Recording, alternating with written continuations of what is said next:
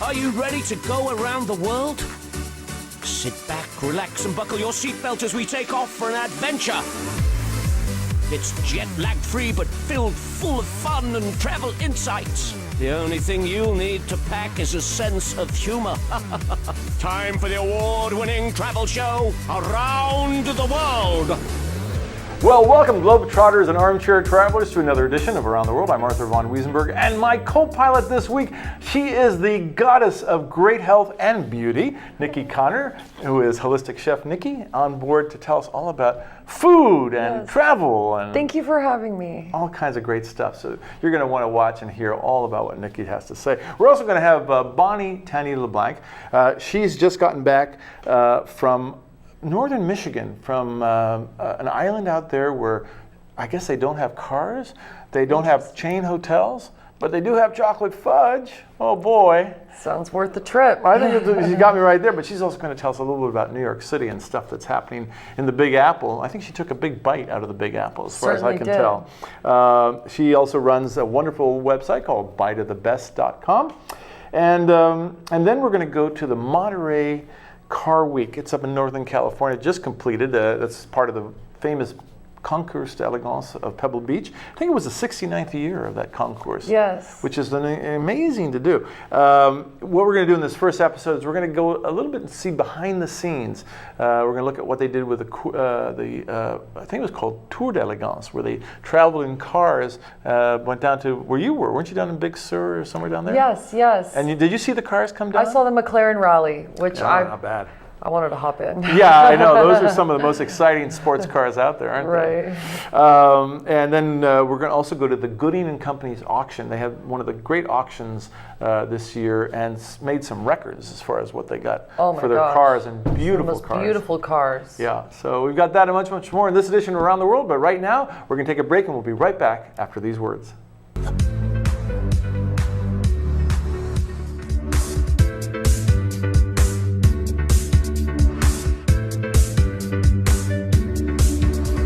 The Santa Barbara Humane Society is an independent, local, community-based nonprofit with adoptable animals ready to find a forever home today. The Santa Barbara Humane Society offers low-cost spay, neuter, and vaccinations to cats and dogs in our community. And Dr. Sisk is our veterinarian who performs those surgeries and helps with the vaccinations. Also, please have a relationship with your local veterinarian in case of an emergency. Visit sbhumanesociety.org, and remember, at the Santa Barbara Humane Society, we want you to adopt, not shop.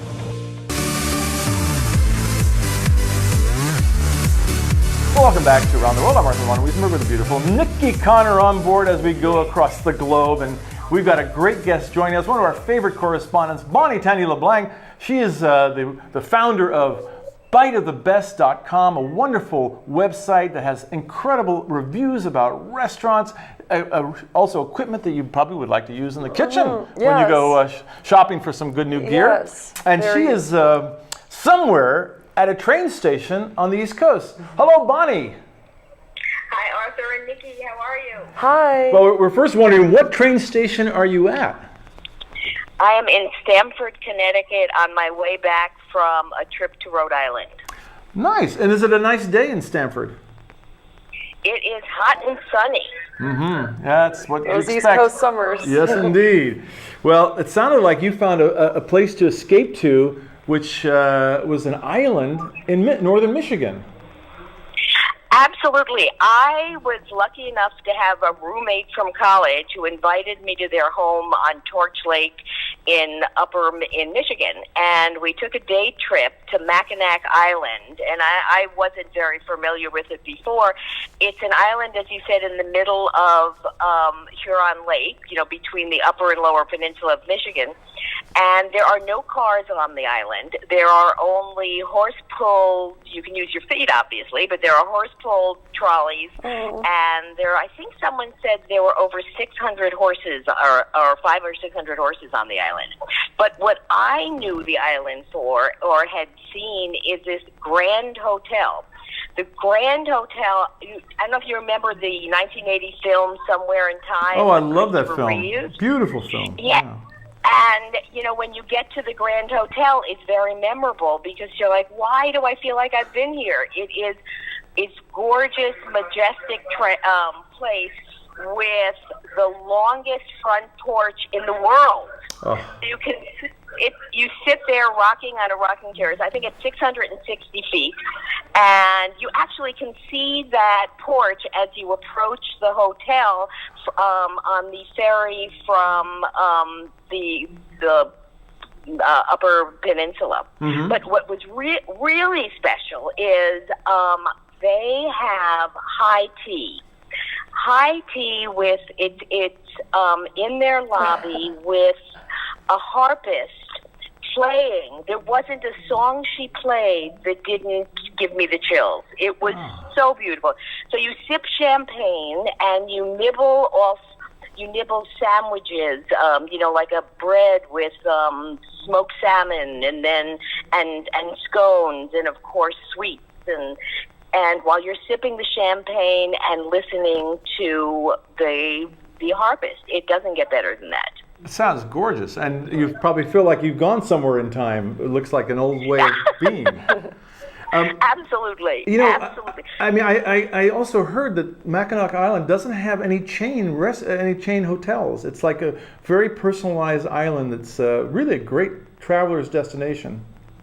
It is. We didn't stay in the town where there are lots of touristy shops and stuff. We did go in to see, you know, the tchotchkes and things. I wanted to see what kind of things they were selling. But we went for a walk through the woods and just so enjoyed the island and the trails, and then, you know, sat for our tea before having to get to the ferry home that evening. I also heard that the island is very well known for its fudge. Did you try any of it? Ooh. You know what? It is known for its fudge, but I needed to save a few calories. I looked at it and dreamt of it, but I didn't eat any. Really? Well, you know, I burn up 2,000 calories. Yeah, I forgot to take the brownies out of the oven. That's so cute. I did partake in Michigan's food. I had to go to a restaurant. We went to Charlevoix. That's the town that has the mushroom-like houses from, I'm trying to remember his name. Lewis Carroll? Come to me. Alice in Wonderland? Alice in Wonderland. That is true. But Charlevoix, Earl Young had some unique mushroom-looking homes. But so we drove around to look at the mushroom-looking homes, but we had to stop into a restaurant. I think it was called Terry's, and I had to have some fresh white fish from Lake Michigan and walleye from Lake Michigan, which was quite delicious. Wow. You know, when you eat any fish right out of the water, it is yummy. So you didn't do any chocolate, you know? And No. I did do a lot of cherries. You did cherries? Michigan's famous for its cherries. Yes. Wow. And did a lot of boating on the lake, and it's a beautiful lake. And I've, been used to swimming in the ocean where you come out all salty, but the lake, you don't have that problem in the lake. I had totally forgotten that.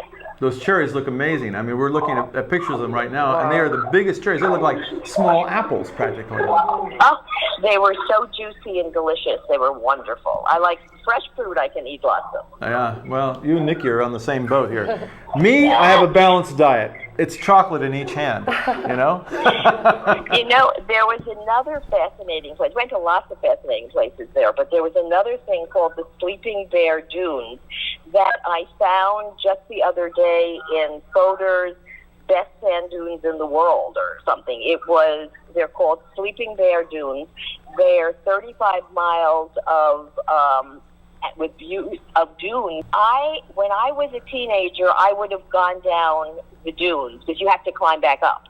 And it's so steep and something. So this time I stood on the top at the overlook watching the people do it. And they recently put up a sign that if you get stuck down there and need a rescue, it's going to be $3,000 because they had rescued way too many people who couldn't get back up. Wow. That looks really steep. Do you ride down on your rear end? Is that how you get down it? You walk down, or if you slip, you go down on your rear end. I mean, that would be kind of fun. Right? I've done that in snow. Yeah, me too. You know, Yeah. it's It just was just majestic. You know how they say the majestic America. It was just beautiful. yeah. I think everyone. You could spend a few weeks in Michigan. Yes, it sounds like Easily. it. And I watched the ad campaign that the Michigan Tourism Board has been running, and I've got to say, it really does enchant me. I kind of want to go to Michigan, and I have not gone. So you just added to it now, Bonnie, because I want to go to Michigan and visit that island and eat some chocolate. Because, I'm not when it comes to chocolate, I give up chocolate, but I'm not a quitter. You just need to try it in different places. Yeah, that's it. Different Around the world. versions. Around the world. Around the world Around- with chocolate. So, can we move on to food in New York? Oh, please, please. I have had some of the best food recently in New York City. I don't know. You know how I eat out like 5 to 10 times a week, and I have not been blown away by something in a while. I think things are good. They're flavorful. But I went to this restaurant called Attaboy, and it is by this group called Hand Hospitality, who now have 7 restaurants in Manhattan, and I am going to make my way to all 7 of them. That's how impressed I was. Wow. We started with this dish that if you told me about it, I would have gone, huh? But it was a burst of orange flavor in radicchio burrata, candied pecans, and slivers of green olives. If you told me that, I'd go, what? And it just, my eyes popped when I ate it. Wow. And it was just plain fresh food. There was no Mickey Mousing around with fusions and foams and stuff like that. No. They had like an emulsion. There was an emulsion on the crispy fried sunchokes with oyster mushrooms and oranges. It was so reasonable. You pick 3 courses and it's $46.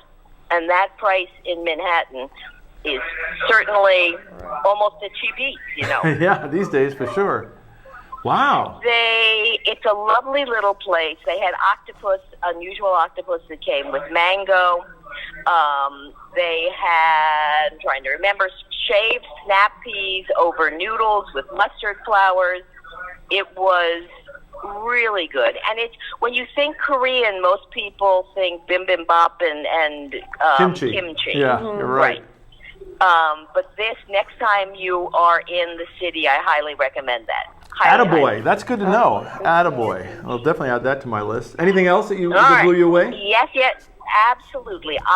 You know that the South Street Seaport was blown away, pun intended, with Sandy. And it's coming back and coming back at a very upscale level. Jean-Georges opened his newest restaurant there called The Fulton. It's a seafood, as you might expect, in South Street Seaport. It's a fresh seafood restaurant that has been getting accolades from everybody, from the New York Times to Eater to everyone just has been just saying how wonderful. If you've missed it, go see it. I would not put this on the cheap eats thing, though. It's a pretty penny. We had wonderful, I think I sent you a picture of crispy soft-shelled crab. Oh my God, was that delicious. And we were sitting outside, and there you are in Manhattan, and you can see the three of the bridges, the Brooklyn, Manhattan, and the Williamsburg, right from your table at the Fulton. Oh, wow. That sounds great. It good food, good view, and the weather gets a little chillier. There are inside, but I would still see it outside. It just is spectacular, and walking around the South Street Seaport, as I said, has a lot of new restaurants and fancy shops, and it's a little off the beaten path, but it's something I suggest.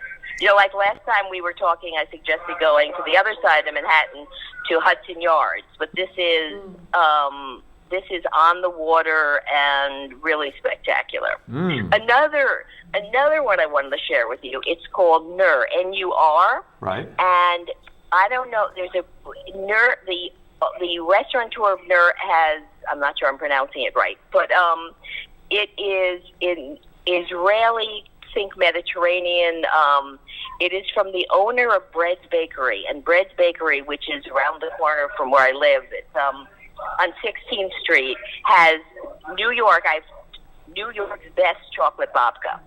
If you like chocolate babka, you have to go to Bread's, and they also have been voted first or second in the best baguette in New York.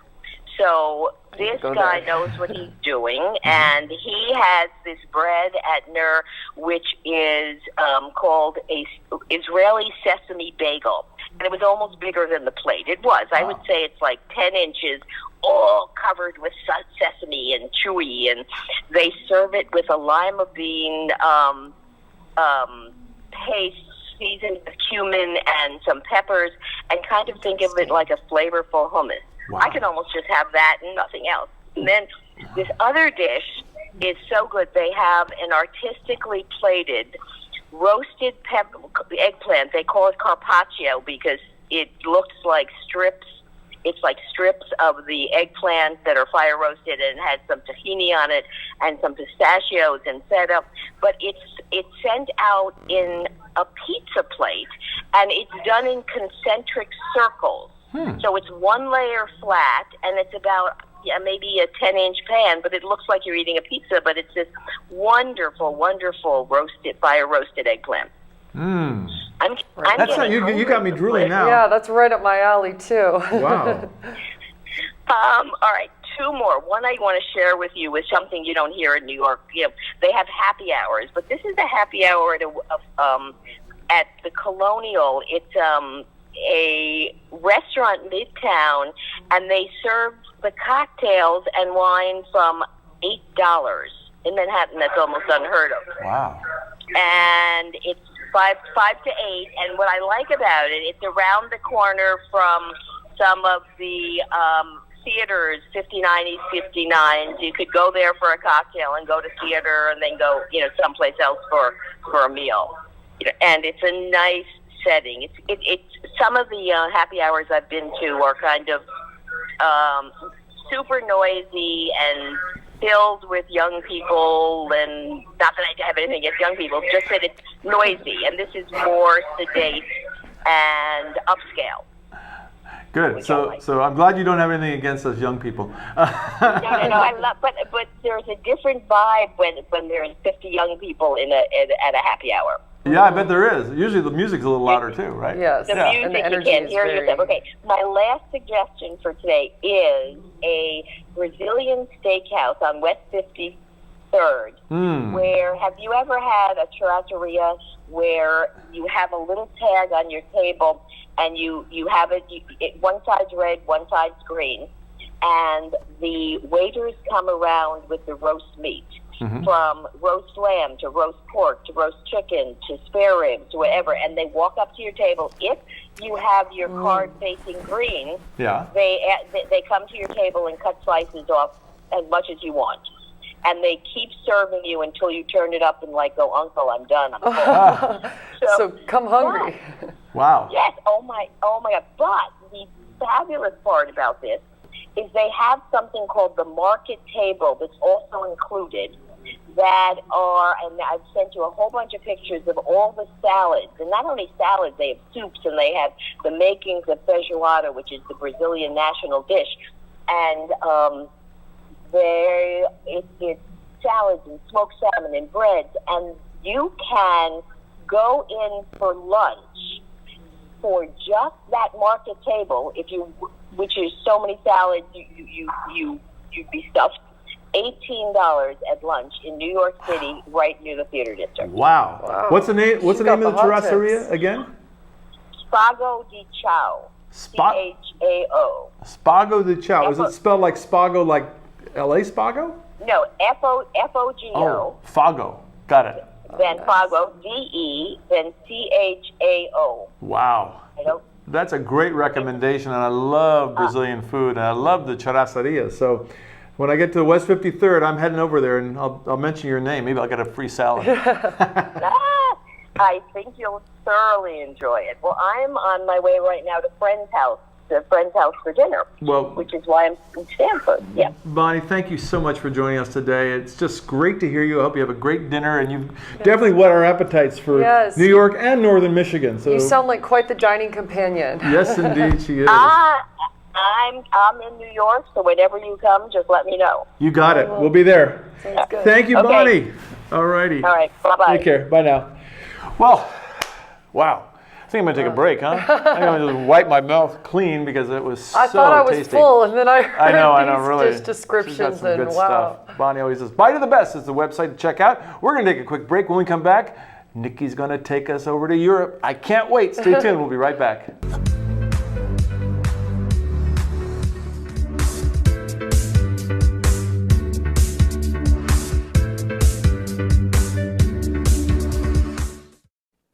Every morning you could count on it being there with the rise of the sun. We're proud to say we've been there every day with you. The Santa Barbara News Press plans to continue sharing the news of the day with you all through the year and beyond. It's nice to know there are some things you can still count on. The Santa Barbara News Press, serving Santa Barbara since 1855.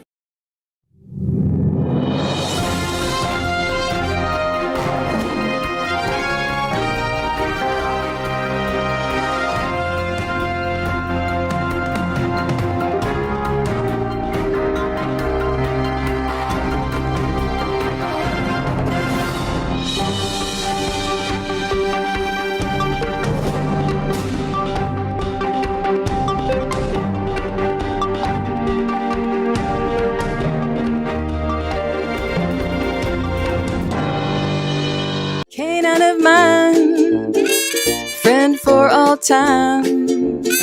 So glad you're my best friend.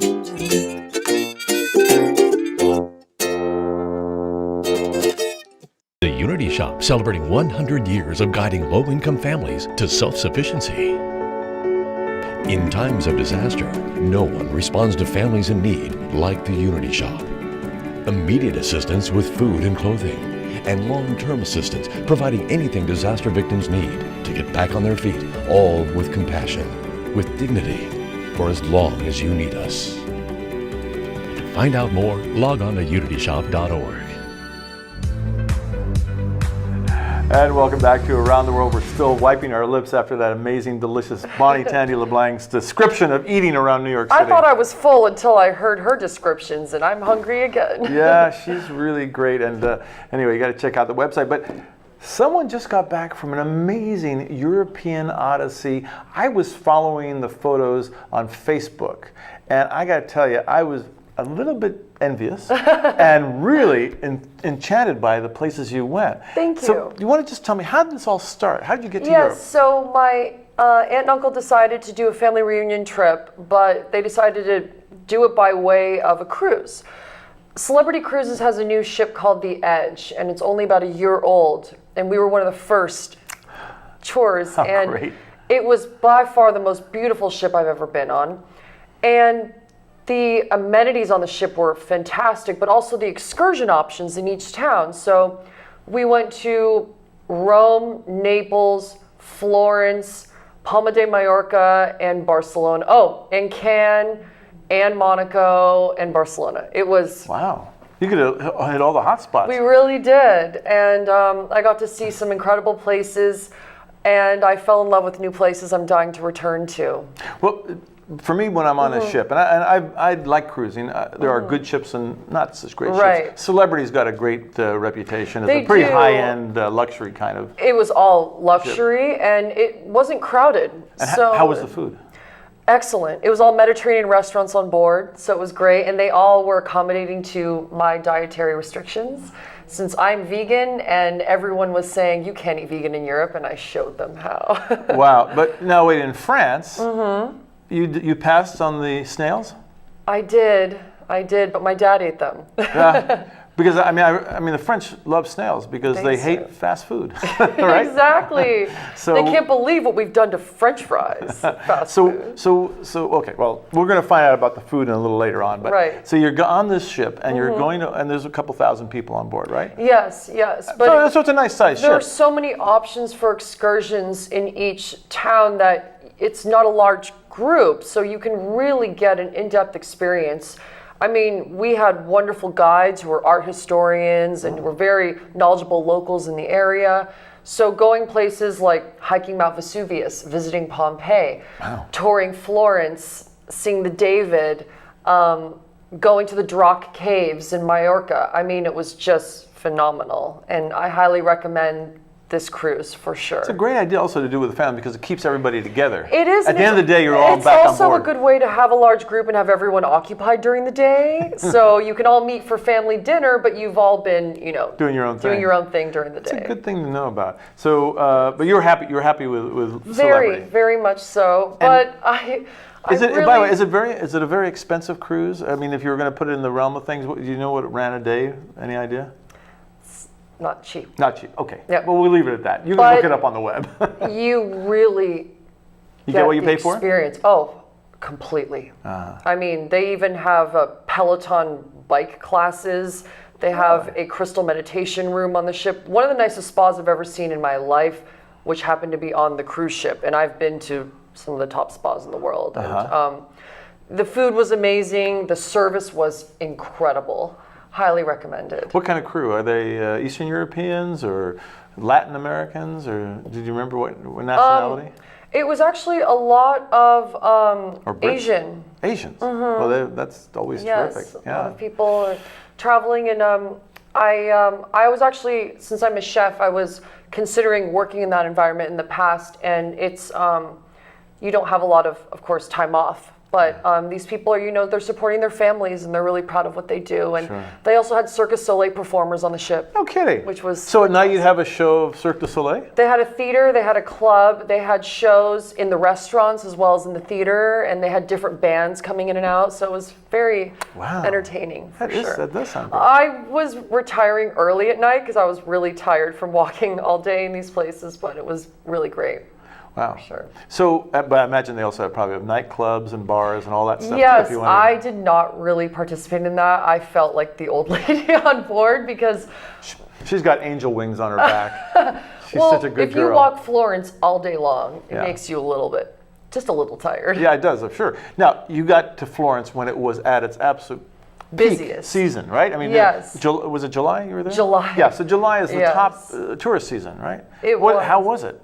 Still, I fell in love. I mean, I had been throughout Italy, and Florence is my favorite city now. I mean, I felt like I was on a movie set. It's so beautiful. The people are friendly. The food I had was, I went to the Gucci Garden restaurant, and which one of the top chefs in the world has converted the cafe into a full-on restaurant with the menu, and it's just incredible. And you're sitting in the garden at a Gucci store in the middle of Florence. I mean, what could be better? Yeah, I'll take the pasta with a pair of shoes, please. Yes, please.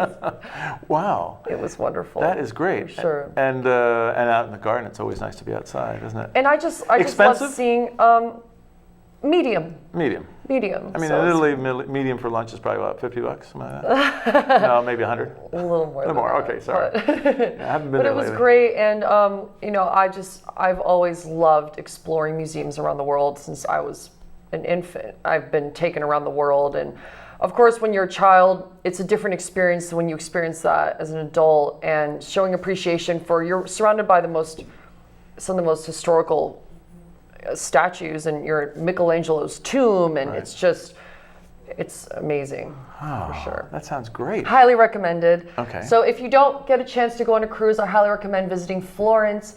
Though I was there in peak season, which is quite a busy time. You do have to book tours a day or two in advance. But I would say coming in the fall or spring, I've heard, is a great time of year with no lines. That's a great idea. Now, hiking Vesuvius. Yes. This is a volcano. Yes. This is a volcano that's still active. Yes. You could become like one of those Pompeii figures, frozen in volcanic dust. That is definitely a fear that Did was that go in the through your back of my head mind. It did, but it's like a 45-minute hike, and it's not too steep. And is when that you to the get there- summit? To the summit, you can look into the volcano, go right up to it. Was it bubbling? Yes, and you can even see some of the lava around. And then we hiked down and treated ourselves to pizza because we're in Naples. Right, yeah. What else do you do? And then we went over to Pompeii and toured Pompeii. And you could see the frozen guys that are Yes. Pompeii is just it's an amazing experience. What an amazing, for such a small city to have gotten that much stimulation from other cultures, from when the Romans came in and they were trying to like help develop the community, and all the tourists would go through. So it's really, they were quite evolved at the time. Yeah, until they got stopped short with a little volcanic eruption. Exactly. Speaking of pizza, and in Naples, which is kind of really where pizza was kind of developed, wasn't it? Yes. And pizza used to be just basically bread with a little bit of sauce on it. That was the original concept. And in fact, they weren't even round. They were square in the old days, or rectangular. Oh, I only know Domino's to do that now. Well, they're going back to their roots, I guess. But you went to a pizzeria with like wood burning kind of oven type of pizzeria. Which is my so it got nice and crusty and burnt on the edges. It's a little doughy in the middle and like crispy on the outside, and it has a little bit of char. It's just perfect. So for a vegan who doesn't eat mozzarella, amongst other things, what do you do? They have a marinara pizza, which is, I mean, if you think about it, the quality of ingredients there is so phenomenal that you could just put tomato sauce and basil on this perfect pizza dough, and it's the best. I mean, so you didn't need the cheese? Not at all. I wasn't missing out at all. Wow, isn't that great? All right. All right, I put Naples down on my list of things to go back to. And then from, let's see, you went from Naples, where'd you go next? And then I went to, I'd been to Cannes before, which I mean, it's a good place to pass through. In other words, windows up, doors locked, next town. And then when I got to Monaco, I really wanted to do a Ferrari tour, but my dad was not happening with that. So I instead did my own like tour of the Riviera around, which was beautiful to see. There's a monument of Grace Kelly there, just above the town, and I just, imagine the Formula One race goes right through there, so it's really great to see. That's something to see in May, absolutely. Yes, One for of the sure. Great experiences. And I went to Spain for the first time in my life, which I'm really eager to go back. I went to, I only saw two places, Palma de Mallorca and Barcelona, but the food was incredible. I mean, for me now when I travel, it's not just for art and culture, but for the food. Yeah. So I get a lot of creative inspiration when I travel now, and Spain did that for me, for sure. In Barcelona, you found a restaurant. Well, we'll talk about that in the restaurant section. Yes, of course. But one of the things that I've always thought amazing about Barcelona is it's a big city. Yes, I mean, huge. and these boulevards are enormous. Oh my gosh. You walk down, and I can imagine in July it must have been pretty busy too, no? Very busy, but then you find these little small streets where I found like people to make me custom gifts for my family. And it's so charming, and I love the Gothic district. The architecture is just beautiful. It was really special. And how did you find the locals? Friendly? Fun? It's tolerant? Well, I was told by people before that it's not very safe. Really? You just got to be street smart. Yeah. Coming from someone who was a New Yorker, like, just hold on to your bag and you don't take public transportation without being very careful. Don't wear jewelry, and just be, it's like that with a lot of major cities, especially think about like tourism in Europe in the summer is at its peak. So that's prime time for pickpocketers. Yeah. Just be careful. You're right. That's right. All right, well, we're going to take a quick break, but when we come back, we're going to take our taste buds now on a tour of Europe with Niki. So stay tuned. We'll be right back.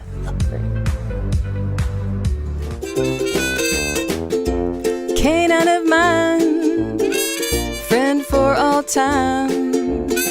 So glad you're my best friend. Through thick and thin, we'll see things through. Canine of mine, so true. For the complete A to Z of everything to do with animals, go to animalzone.org. The Santa Barbara Humane Society is an independent, local, community-based nonprofit with adoptable animals ready to find a forever home today. The Santa Barbara Humane Society offers low-cost spay, neuter, and vaccinations to cats and dogs in our community. And Dr. Sisk is our veterinarian who performs those surgeries and helps with the vaccinations. Also, please have a relationship with your local veterinarian in case of an emergency. Visit sbhumanesociety.org and remember, at the Santa Barbara Humane Society, we want you to adopt, not shop. Bonjour Alex. Bonjour Renaud. Happiness? It's great food prepared the French way. Chocolate eclair. What makes you happy? A touch of Paris. Without the trip to France. Handcrafted daily in our bakeries especially for you. Indulge yourself. Bon appétit. Please visit Renaud's in Gelston, Santa Barbara, Long Beach, and La Cañada, Flint Ridge.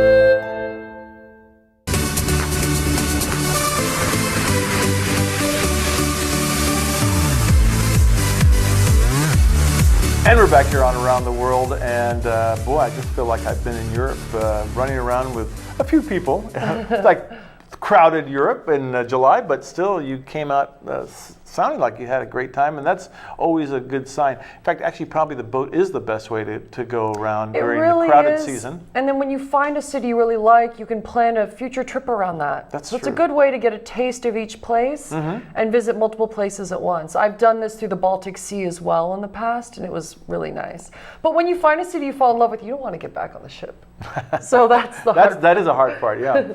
All right, so outside of the ship, you also did a lot of eating. And for those who don't realize, Niki Connor is a very respected chef who's flown all over the world to cook for some very important celebrities and heads of industries and other things like that. And she's known as Holistic Chef Niki. And you can actually check it out on your Instagram. Yes. Right? That's your Instagram that's my handle. Facebook page and my Instagram. Right. And, and so someone who really understands food, and it's curious because you're a vegan, right? Yes. And yet you cook anything. Yes, much. at this time, while I'm branding myself to get to a point where I can stick to my style, I just do my job, but I will not fry anything because I come from a nutritionist background.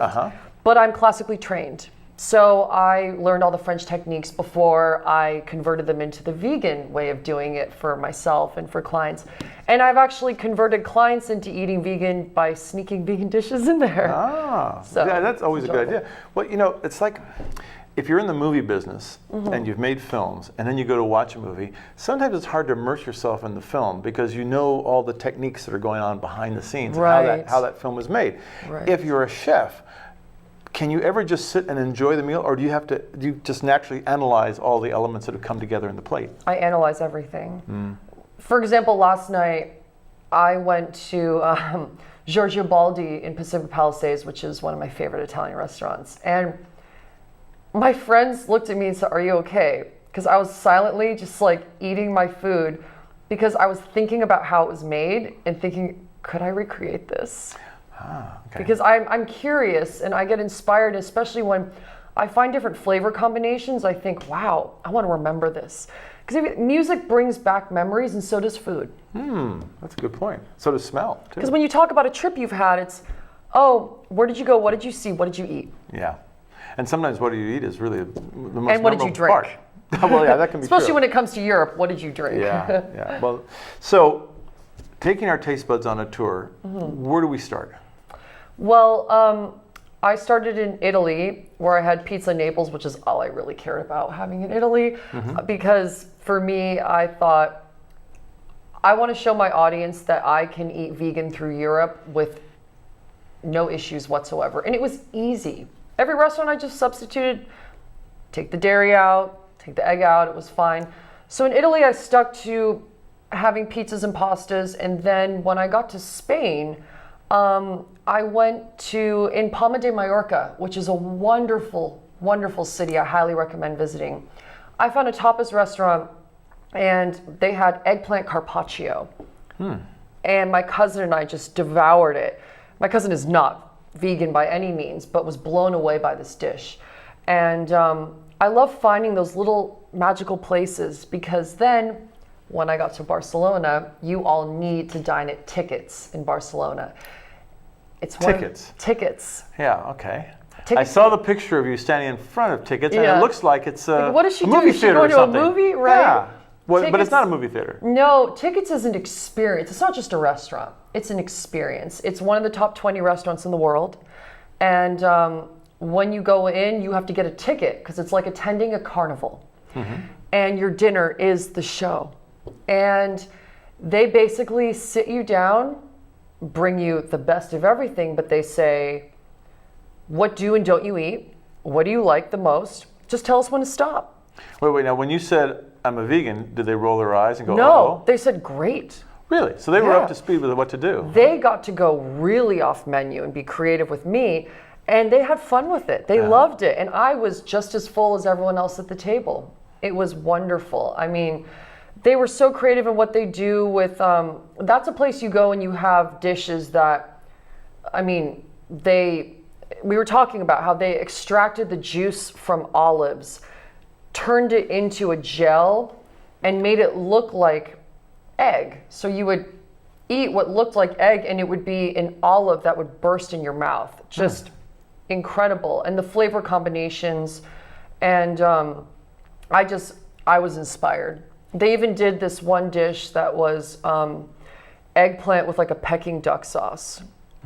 That, I mean, I recreated it when I got home. I tried to. But it was just really inspiring, and I'd never been to Spain before, and it's just a wonderful place to get a lot of smaller dishes too, because you find in the States a lot of times our portions are so large. And Spain is centered around tapas because they tend to graze throughout the day rather than stick to large meals. So that's also why paella is considered like a family dish to all share together, where you don't just have a huge portion for yourself. And I like that. You mentioned that for dessert at Tickets, they took you to a separate place. They take you to a separate room where they're playing Charlie and the Chocolate Factory on screens, and they the dessert is a presentation in front of you. And for mine, they had taken cantaloupe, and half of it was frozen and half was chilled, and then they took honeydew melon and they shaved it on top with lemon juice, just like Parmesan cheese being shaved on your food. And it was so creative and wonderful, and I highly recommend going to Tickets. The thing is, Tickets is very hard to get into. You need to book it exactly 90 days in advance. They don't give priority to American Express members. You need to call exactly 90 days in advance with the time that you want to dine, because they want to keep it as an intimate dining environment, so they only want a few tables dining at the same time, so that you can get all the attention and get the best out of your experience. Sounds terrific. Highly recommended. And then from Spain, I went to France, which I grew up spending my summers in France. But now that I'm a chef, it was a completely different experience for me. Did you go back to any of the old places you used to go to as a kid? So if you're in Saint-Paul-de-Vence in South France, which is about 30 minutes from Nice, go to Le Colombe d'Or. It is, I've been going there my whole life. My family's been dining there for over 40 years. And it's where Matisse and Picasso and Chagall, they all used to stay at this hotel. And instead of paying like a regular customer, they just donated art. So the entire place is surrounded by some of the most beautiful art in the world that you can't even see in museums. And it's one-of-a-kind pieces, and your dining experience is centered around the art. And it's just, we had a 4-hour lunch there because it's an experience. You want to give your whole day to this, and such a beautiful place. I highly recommend. Yeah. And then did you go to any little sort of small places, little cafes and stuff that sort of stood out? Then I spent a day in Cap Ferrat, and I hadn't been there since childhood, and I went to La Paloma Beach Club, which was all locals from the area. My friend and I were the only Americans within miles, and we just got cabanas on the beach for the day and had the most lovely local cuisine. And we then went over to the Grand Hotel in Cap Ferrat, which is now Four Seasons. Elizabeth Taylor used to stay there. So it's a very historical place, and I definitely recommend at least having a drink there. Wow, that sounds so great. And Ez is somewhere you certainly want to go, which is about an hour from Nice. And the Chevre d'Or, which is a hotel as well, has a Michelin star restaurant, which is a wonderful experience. I highly recommend. If you want to have the ultimate fine dining French culinary experience in the south of France, that's the place to go. Very romantic there too, isn't it? Very. I mean, you're perched up above the Grand Corniche, looking down along the coastline, and you've got it's an old ancient village, isn't it? Yes. You can only go, you have to walk up stairs to get there. It's very hard to get to, but it's worth it because it's this beautiful medieval village and the views are spectacular. Yeah. Highly recommended. Wow, that'd be great. But it's going to be a pricey experience, yeah? Yes. The Chevre d'Or, as I recall, which means the golden goat. Goat. And you need a little gold to be able to... You certainly do, but it's worth looking forward to because in my experience from my trip, of course I had a home to stay at, but finding just excellent dining experiences, if you can't stay at a hotel, eat at the restaurant. Make it a day trip. Do something to make it really special, and then you don't end up having to spend as much money. Speaking of money, which I don't know why I'm on that focus today, but so you go to Monaco, and you're at the what is it, the Hotel de Paris? Hotel de Paris. And you go and order a drink there, and what happens? So to the viewers, I don't drink alcohol. I am a medicinal cannabis girl, and I love having mocktails when I dine out because I just like seeing the more creative chefs can be with the food and the drinks. I applaud that. I ordered a virgin mojito at a hotel bar, and it was 30 euros. Wow, which is even more than $30. So I didn't stay for dinner. I mean, that was there's no alcohol in that drink, right? My friend's drink cost the same as mine, and hers was an Aperol Spritz. So just to give you an idea. Yeah. Well, that's that is sort of Europe and the 5-star locations. But if you want to have just a lovely Mediterranean experience, I would recommend going to La Pinède. Now that is on your way near the Monaco border. And the owner is absolutely lovely. He's had the restaurant since the 80s. You're right on the shore. It's casual, but it's the place to have like a beautiful local dining experience where they caught the fish that morning. I, of course, did not eat it, but just the appreciation for the attention to detail there, and it's just, it's a lovely place to be. It sounds incredible. Niki, you've got me now wanting to go back to Europe and well, you're going following your sooner footsteps. than me. I'm jealous. I think so. We're going to take a quick break. When we come back, we're going to return the jet and go to Monterey and visit Pebble Beach and talk a little bit about the amazing Monterey Motor Week that goes on up there. So stay tuned. We'll be right back.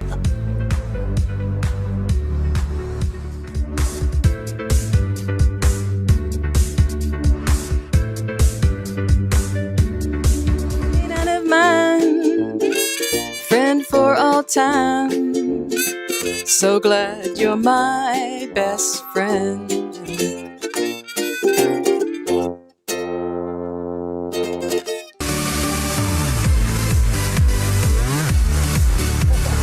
Oh my gosh, okay, I gotta park my car now because we're gonna be talking cars. It was Monterey Motor Week recently up in Pebble Beach, one of the famous events in the world as far as cars go. And there's so many elements to this Monterey Motor Week. It's not just the Concours d'Elegance, which is the big kind of, that's the crowning glory. That's the finale of the week. Yeah, but there's lots of other things, including auctions and drives and parties. I mean, it's amazing. You were up there, I was up there. And now if you weren't up there, you're going to want to watch this video because we're going to go to the Gooding auction, which was some of the most amazing cars that were being auctioned off at pretty spectacular prices. So let's take a look at the tape.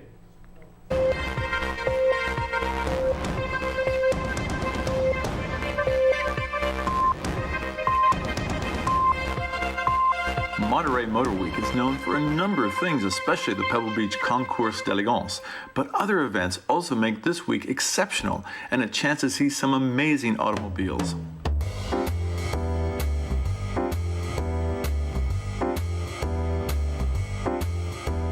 Behind the scenes, cars are polished up and prepared prior to Sunday's concourse. A rare Chrysler LeBaron Thunderbolt, one of only 5, reflects creative automotive design from another era. It belongs to an owner from Denver, Colorado. This 4GT is the only one made with an aluminum body. It currently lives in Indiana.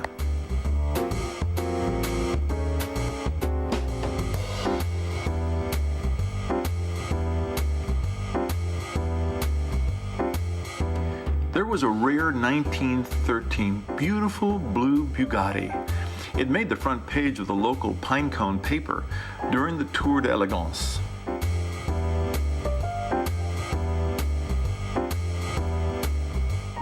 A 1935 Packard 1204 Super 8 Coupe Roadster had a 150 horsepower L-head straight 8 engine. This streamlined Packard was styled by Count Alexis de Sakharovsky. The car is one of 11 known to survive and one of 3 to have a rear-mounted spare wheel. Auctions are also a big part of Motor Week. Some of the most exciting and rarest cars were sold by Gooding & Company. This 2005 Ferrari 575 Super America realized a price of $240,800. A 2018 Ferrari GTC 4 Lusso 70th Anniversary Edition flew out the door at $417,800. Not a bad price for a stylish station wagon. This fun-loving 1961 Fiat 600 Jolly with wicker seats and a canopy fringe sold for $156,800.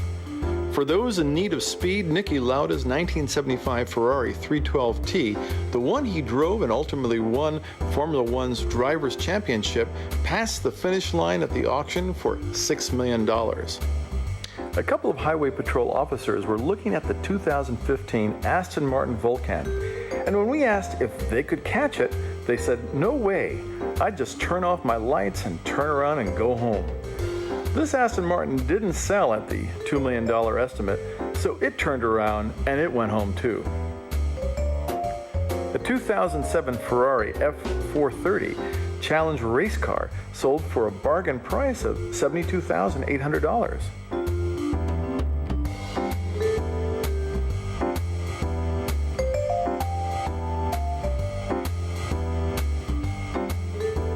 But foreign exotics weren't the only stars at Gooding. This 1963 Chevrolet Corvette Stingray Z06 big tank split window coupe came with a factory special performance equipment which performed well and sold for $588,000.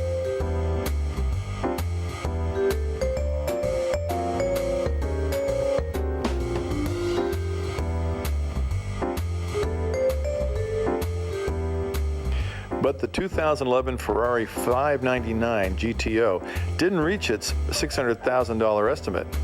This Porsche came with its original window sticker. It was a car that had been sold by a dealership in Goleta, California called Trans World Auto. It was a good investment for someone. Lamborghini's first production model, the very elegant 1965 350 GT, got an elegant price of $610,000.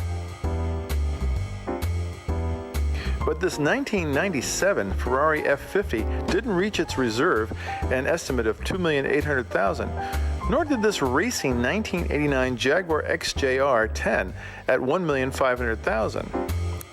But this unusual strawberry metallic 1955 Mercedes-Benz 300 SL Gullwing did catch the eye of a buyer at $1,435,000. Unrestored, but a fine example of the original 64-year-old car.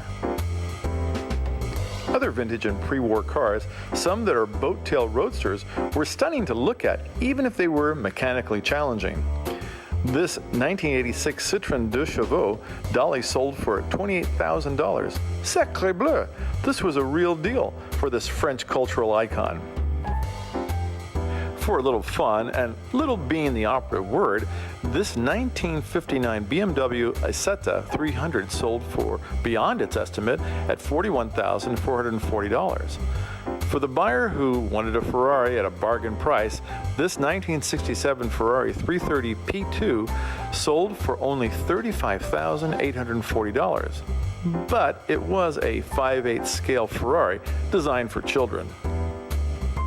A stunning 1958 Ferrari 250 GT Series 1 Cabriolet, originally belonging to Prince Alessandro Rasponi of Rome. It was at one time the most expensive 250 GT and one of the most successful collaborations between Pininfarina and Ferrari. Its hammer price was a smashing $6,800,000. Other classic post-war cars were statements of their era. A particularly eye-catching example was a 1948 Delahaye 135 MS Cabriolet. It was one of three bodied by Faget-Varnet and was the Pebble Beach Concours d'Elegance class winner in 2008.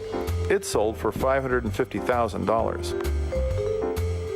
Steve McQueen, an avid motorcycle fan and a financier of the motorcycle classic movie On Any Sunday, had this 1936 Indian Chief. It was unrestored and was sold in the 1984 McQueen Estate auction in Las Vegas. Today they're asking $240,000 and still available and open to offers. A 2019 McLaren Senna, derived from McLaren's 720S, has remarkable aerodynamics, a dual clutch, 7-speed gearbox, and a 4.0-liter twin turbocharged engine that produces 789 horsepower. It's available at $1,500,000. This 1953 Alfa Romeo 6C 3000 CM Superflow was one of the most advanced sports cars of the early 1950s. Only 8 were made, making this a very rare car, and still available at $5.5 million. This 1958 Ferrari 250 GT Tour de France Berlinetta, one of 36, sold for $5.1 million. The Gooding auction made a number of records, thanks in part to the charming auctioneering talents of Charlie Ross, who has been seen on a number of BBC programs as a specialist in antiques and automobiles. One of the records set was for a unique Czechoslovakian 1938 Tatra T77A limousine, which sold for $412,000, a pinnacle of pre-war design. The Gooding auction realized more than $76 million sold, and of that, 17 were cars that sold for over $1 million.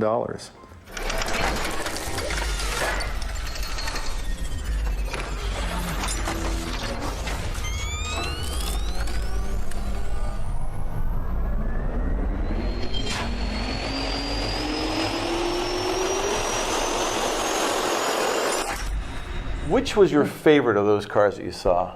Oh, I love old Ferraris. Ah, yeah, there were some pretty ones there, weren't there? I have expensive taste, and I try not to. I love that old Corvette was beautiful. Can you believe that? Over $500,000. I mean, the price was pretty insane, staggering, huh? But I love good old muscle cars as well as the classics. But does she love old muscle men? No, maybe not.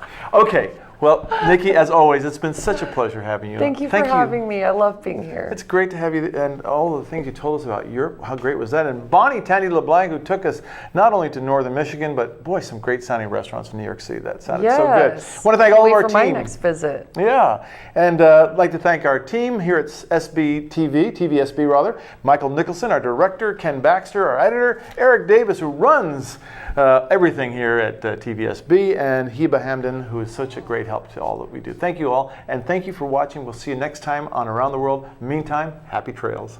Thank you. Thank you for traveling with us today on Around the World. We hope you'll join us for another adventure next week.